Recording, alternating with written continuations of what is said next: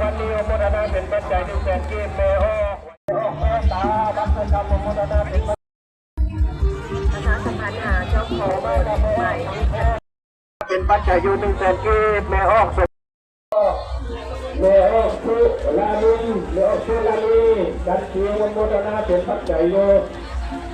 100,000กีบเมโอสุนทรศรีสะเกษซาดิกเมโอหัวมีมาจากบ้านต่อมาจะมีครอบครัวของการปาดิษฐ์เมออกหัวลีของโมดานาเป็นปัจจัยอยู่สองเป็นที่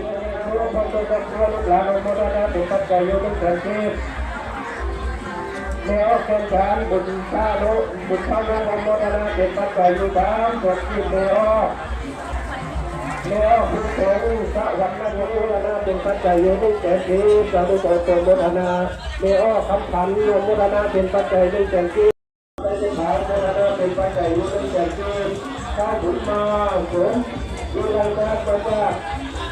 ทุกเรื่องอันเป็นเรื่องโมดานาเป็นปัจจัยอยู่ตั้งแต่ที่เมออกคิดความโมดานาเป็นปัจจัยอยู่ตั้งแต่ที่เมออกแดงมาจากบ้านแต่ต้องโดนโมดานา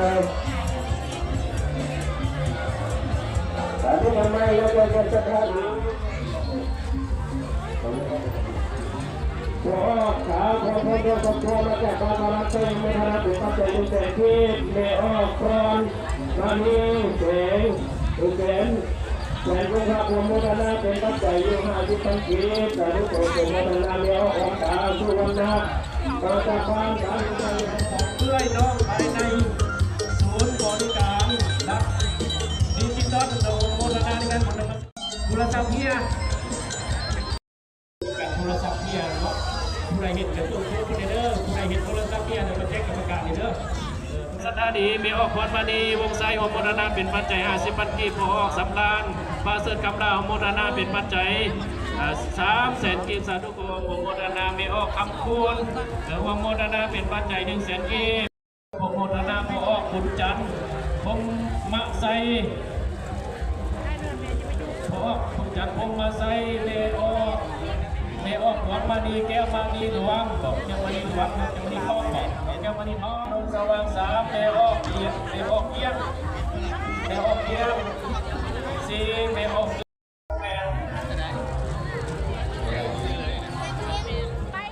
เสวะเสหานเสทุกข์เสหานให้หวยประสาทลงเพิ่มติดหลังที่ยันยกดับในเพชรรวมปัจจัยทั้งหมดเป็น5 ล้านกีบสาธุเอาของโมทนาส่วนบุญส่วนนำครอบครัวแม่ผู้วันเสหายถวยประดับซึ่งถวยประทัดพระสัตว์ต้องพึ่งตุสาปรัตนาไต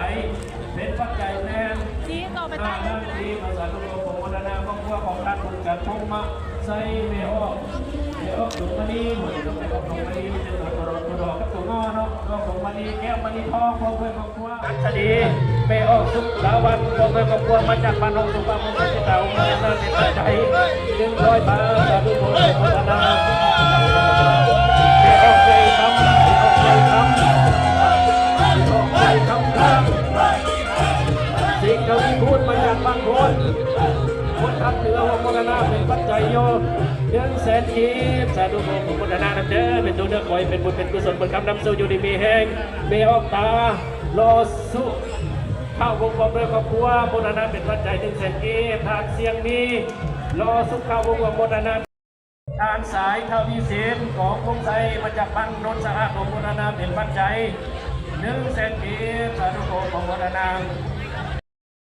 มาจากบ้านพุทธะมือเส้นเสนาแล้วก็เป็นการโมทนาเป็นปัจจัยอยู่200,000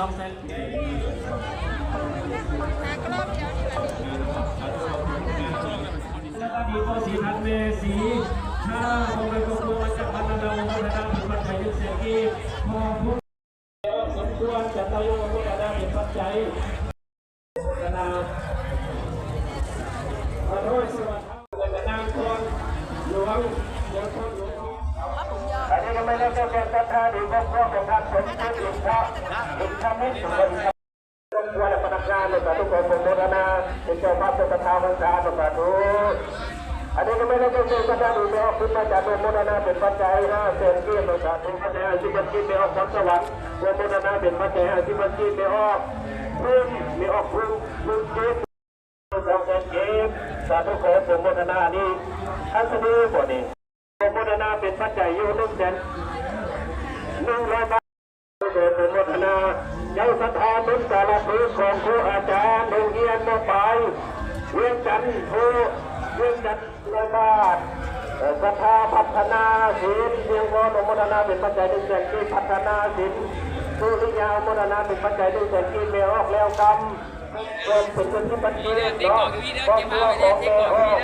อัปปานโมทนาเป็นปัจจัย5 แสนกีนะครอบครัว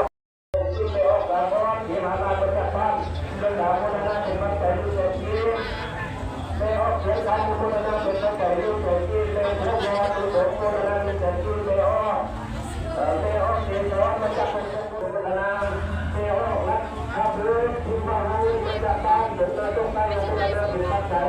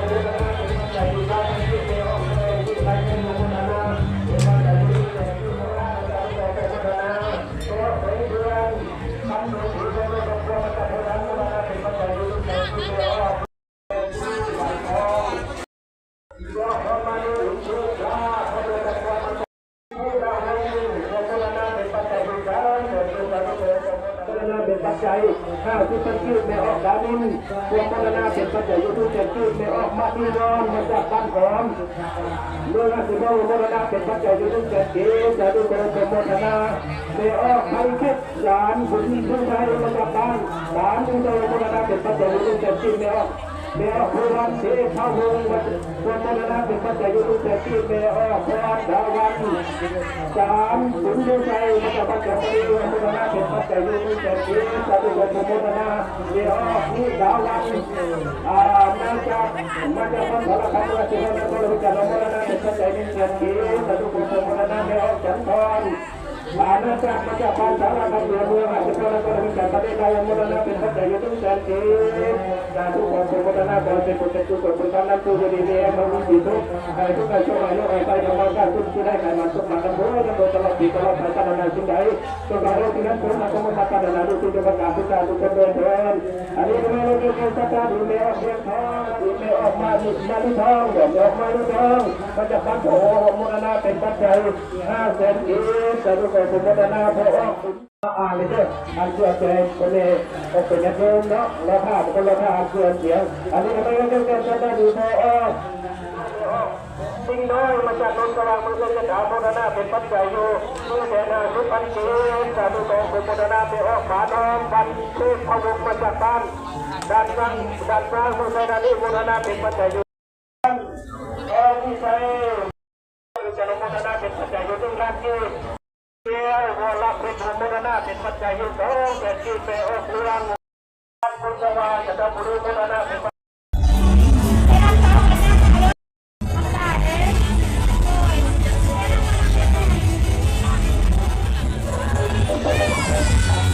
อีพ่ออีแม่เขาฟังกันเนาะต้องรับเสียรำของเขาได้ไหมนี่น้ำเดี๋ยวพี่น้องสบายพุ่งตอนนี้มันตั้งใจมาแจ้งให้โดยเฉพาะใน12ในเรื่องต้องใส่เนาะคือชาวบ้านเขตเป็นชาวเกิดจากในน้ำพวกพี่น้องเราแล้วจะมาเร็วคือมันเป็นไฟที่มันเกิดอะไรเยอะอันนี้คือเน้นเจ็บ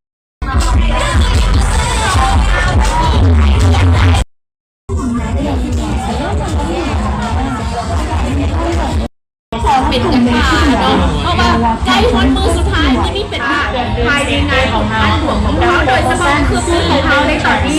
สบายดีลุงค่ะเขาทำได้เองดีแบบลุงถูกแล้วซื้อลงแถมหมดนะเจ้าหรือว่าอยากจะได้กระเป๋านี่ซื้อเป็นกองแบบพร้อมดื่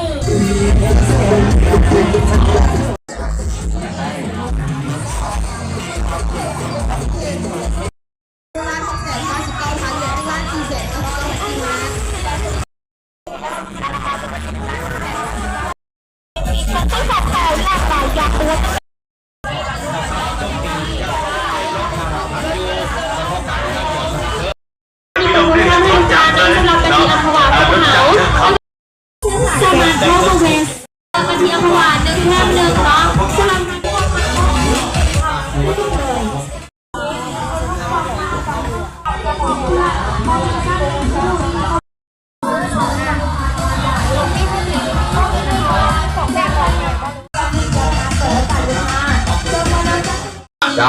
อันนี้เก่งจริงเก่งแค่เพราะว่าพวกเขา